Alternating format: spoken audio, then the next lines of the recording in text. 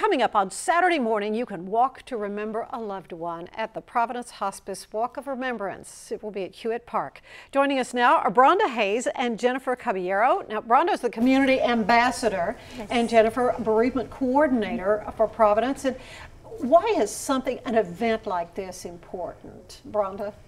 It's to celebrate the lives of the patients that we had on our services, and for their family members to be able to remember them and to celebrate with our staff members. But this isn't just for Providence Hospice patients, is that right? This is for anyone, right? Correct. This is an event that's open to the community, so it's really about anybody that has had a significant loss in their lives this year. It's a celebration to honor their lives and to remember them.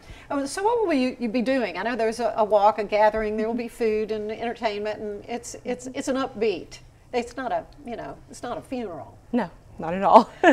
We'll have a tree that we'll be planting, and the family members will be able to write a memory or something on a piece of paper and plant it with the tree at the time of the tree planting, and so there'll be a time of remembrance, and they'll have someone to speak words and music, and Angel Paws will be there. Yeah. So they'll be. So bring your dog if you want to. Yes, bring your dogs, bring your children, bring your strollers. Everybody come. Yeah, so there's some pictures from last year's event, and yeah, something like this really does help people as they're still in grief, no matter what time their loved one passed.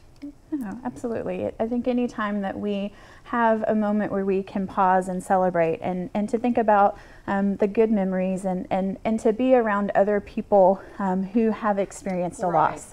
One of my favorite parts about our walk is, as staff, we call it our family reunion, because it really is a time where families that we've served come and they see the nurse or the social worker or the spiritual care coordinator that cared for their family on service, and there's lots of hugs and smiles and just remembrance of that time when that team was in their life. Well, there's a lot of relationships that are built through this, and hospice is obviously it's for the person who's in those final days of life, but it's for the family as well.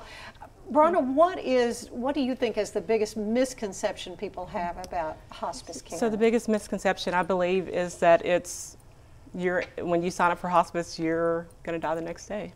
It's designed for people who are dealing with a life-limiting illness.